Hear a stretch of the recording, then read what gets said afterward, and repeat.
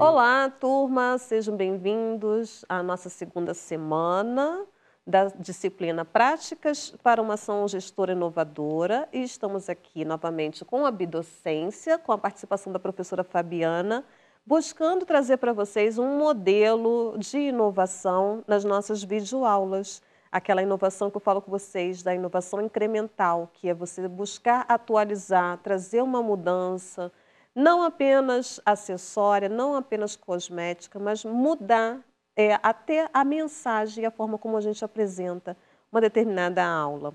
Então, por meio do diálogo, da conversa, a gente vai começar hoje sobre vivências construídas por meio da prática da gestão. Pensando o quê? Pensando na participação. Então, os objetivos da nossa aula são identificar o que já se vivenciou em sua prática de gestão e reconhecer como os pilares da participação convergem com a gestão inovadora. Vamos lá? Fabiana, que bom que você está aqui. Vamos bater um papo Ótimo, sobre isso. ótimo, Kate. É muito bom estar aqui de volta com vocês para pensar junto com a Kate aí os desafios dessa semana, que na verdade tem aí uma trajetória de uma narrativa de uma jovem gestora para nos ajudar a pensar um pouco mais a fundo, né? Como que a gente pode contribuir e avançar nesses desafios. Então, Kate, eu queria que você falasse um pouquinho mais sobre esse desafio, né? O desafio que você coloca da narrativa, da trajetória da gestora Tayane, como que ela poderia, né, potencializar a participação das decisões coletivas, porque parece, na história que você coloca, que o modelo de gestão que ela vivencia, né, principalmente esse modelo anterior, é bastante centralizador. Eu queria que você falasse um pouco qual é a relação da participação com os pilares democráticos. O que você visualiza aí que pode ajudar a galera a pensar um pouco em como romper todas essas dificuldades? Ótimo.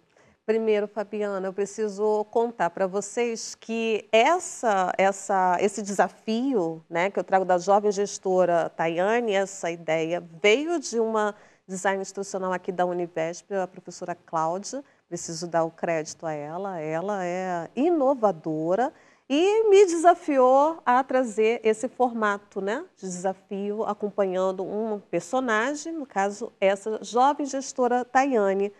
Então, é muito interessante que o desafio dessa semana, da jovem gestora Tayane, é exatamente como promover, como garantir a participação na escola, porque nós sabemos, nós estamos falando de prática, não é isso? Nós sabemos o quanto temos ideais democráticos, buscamos a participação, mas quando chega no cotidiano, qual é a dificuldade? A gente não consegue trazer todos os profissionais para um momento comum. Porque se nós estivermos trabalhando com o segundo segmento, né, os anos finais de ensino fundamental ou ensino médio, esses professores especialistas, eles têm uma carga horária menor, não é isso? Na maior parte das redes é assim que acontece. E trabalham em várias unidades e difícil conseguir um horário em comum para fazer o quê? O planejamento participativo. E o planejamento participativo, a participação, que é o que vai envolver o quê? Essa corresponsabilidade dos profissionais para fundar os ideais democráticos da escola, demanda tempo.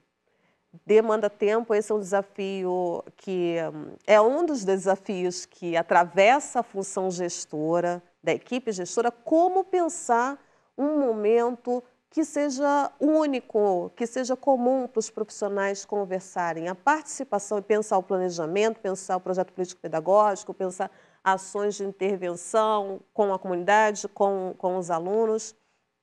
Então, uma sugestão que a gente pode trazer para a nossa jovem gestora é vincular esses professores de tal forma que eles se sintam pertencentes ao corpo da escola, àquela cultura escolar, e possam negociar em outras instituições, em outras redes, na medida do possível, é claro, alguma reorganização de carga horária para eventualmente se encontrar.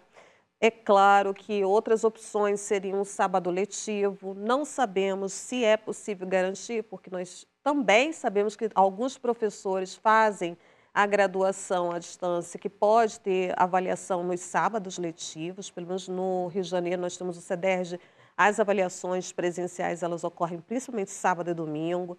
Então são várias questões a serem observadas para garantir a participação. Viu, gente? Não basta a gente querer, né? Não basta desejar, não basta estar conectado aos ideais democráticos. Há uma série de, no contexto da prática, estamos falando de prática, há uma série de eventos e desafios que podem se tornar obstáculos, porém, não podemos dizer que são intransponíveis, porque se nós conseguimos vincular esses professores, vincular a participação efetiva, que é você se sentir pertencente àquela instituição, à cultura escolar, eu acredito que é possível fazer, por meio das negociações, do diálogo, algumas concessões.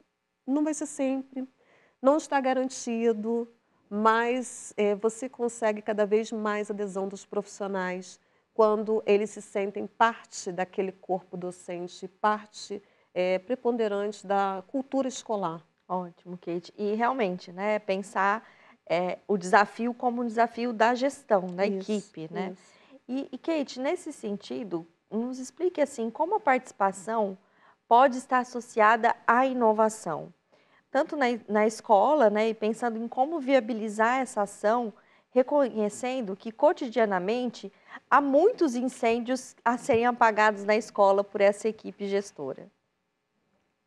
Complicado, né? Bem, Poxa, não tinha outra pergunta?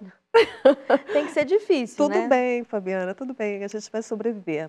Falar sobre incêndios, né? E falar sobre associação da participação com a inovação. Essa ideia que é recorrente, né? Os gestores chegam na escola já apagando vários incêndios, né? Parece que já tem um corredor polonês ali esperando. Diretora, falta isso, aconteceu isso, não é assim? Parece a mãe, aquela mãe que chega e deixou os filhos em casa sozinhos. Tantas são as demandas.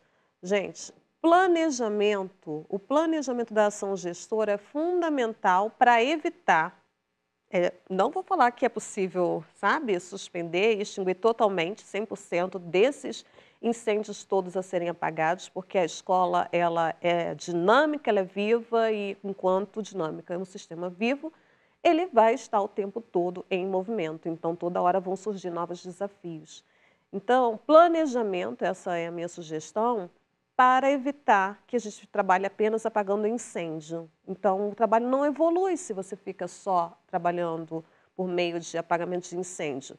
Agora, a inovação, a participação como base da inovação. Eu entendo que a inovação possível dentro da escola é aquela que é construída e perpetuada por todo o grupo. Para ser construído e perpetuado por todo o grupo, precisa haver o quê? Diálogo, participação, todo mundo precisa segurar um pouco, né, do peso, da responsabilidade para fazer acontecer. Todos precisam construir coletivamente aquela ideia, aquela estratégia que vai ser inovadora. E essa inovação ela precisa ser possível, ela precisa ser garantida por todos os envolvidos.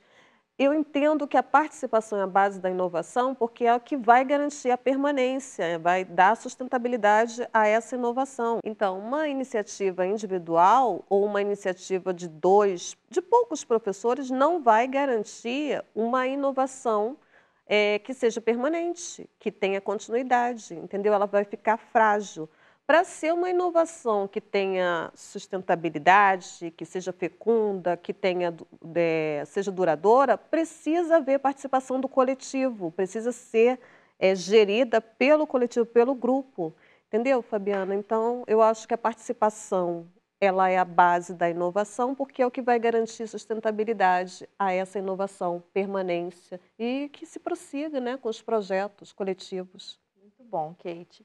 E assim, para a gente fechar mesmo essa discussão, que é bastante importante e relevante para essa disciplina, e para a gente continuar aí pensando as ações, né? Você percebe a relação entre o microcosmo da escola e as bases culturais de convivência em sociedade? A inovação na escola passa por essa associação? Perfeito, perfeito.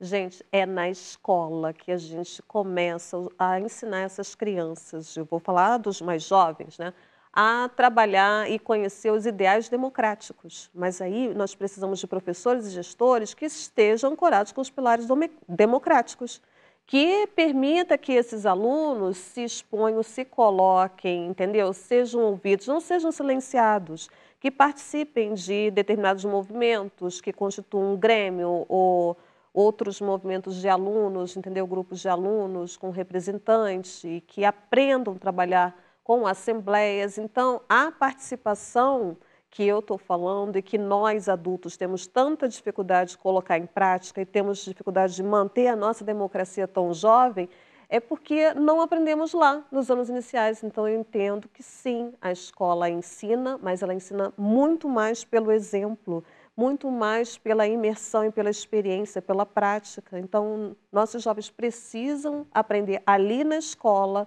os ideais democráticos por meio da participação, aprendendo na escola, mas isso tem que ser coerente, tá?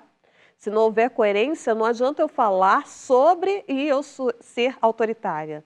O que não é a mesma coisa que ter autoridade. A autoridade o professor sempre vai ter, o gestor sempre vai ter. Aliás, o gestor, então, é a autoridade da escola. Mas pensar que liderança eu quero ser inspiradora para fazer com que todo o meu grupo entenda que tem o mesmo poder de voz e de pedir esse poder pelo coletivo. Então, eu acredito que é por aí que a gente pode conversar sobre inovação, entendeu? Ancorada com os ideais democráticos e a participação. Excelente, Kate. Eu adorei a conversa de hoje, espero que vocês tenham gostado e vamos em frente aí. Bom trabalho para todos nós. A gente se vê na próxima aula, pessoal. Um abraço.